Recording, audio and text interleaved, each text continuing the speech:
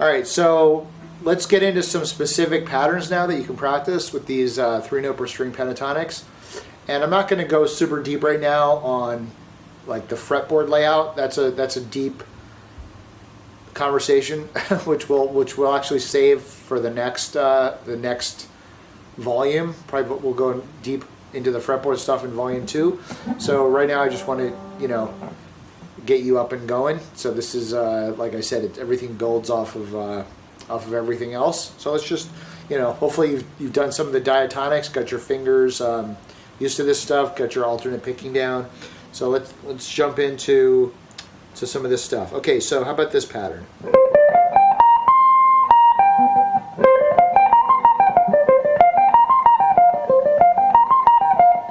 So it's a repeating pattern. So we're going to start here on the first fret. Sorry, what am I saying? 13th fret of the B string. So it's going to be 13, 15, 18.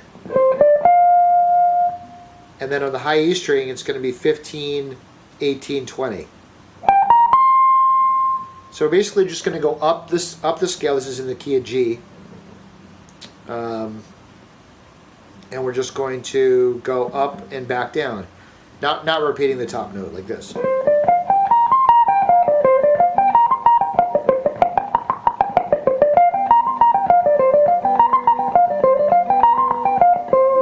One other thing I should probably mention is like practicing with distortion or clean.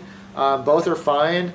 Sometimes it's easier with the distortion, especially for some of the legato licks, which we'll talk about later. But whatever inspires you, I think some people say, oh, you have to practice with a clean sound. I don't think you have to practice with a clean sound.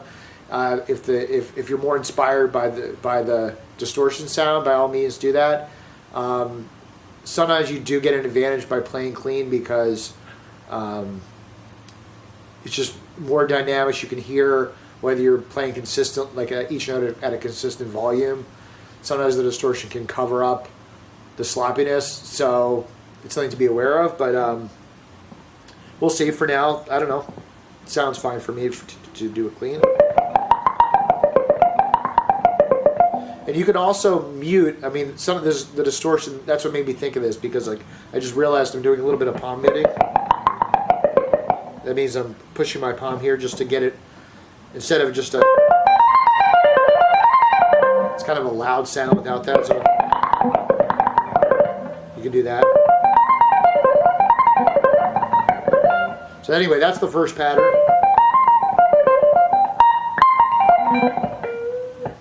You can always take these ideas and try to make them musical too. That's another part of what we talked about with the musicality. Anyway, I'm all over the place. I apologize.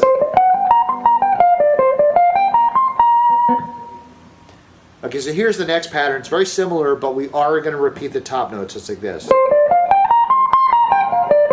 And when you do that, again, this sort of lends itself to a triplet feel. So it's like 1, 2, 3, 1, 2, 3, 1, 2, 3, 1, 2, 3.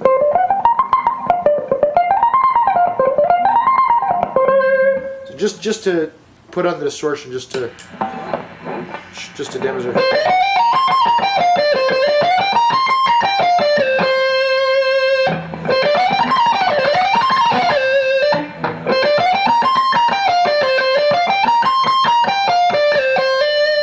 And again, with the practicing, it's like I feel like I'm not super tight on that. So what I want to do is just slow it down a little bit.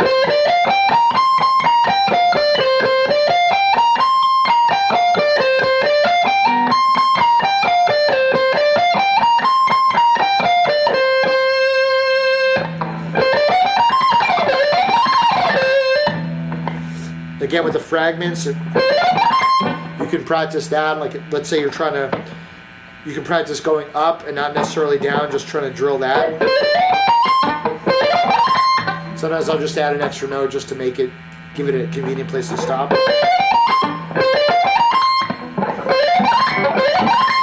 And just get that up to a fast speed.